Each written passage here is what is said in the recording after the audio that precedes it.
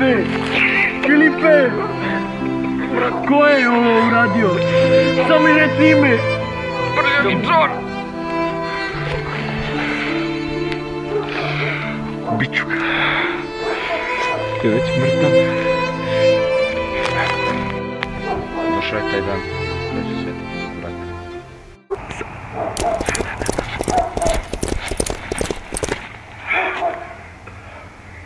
Danas će umreti cela generacija.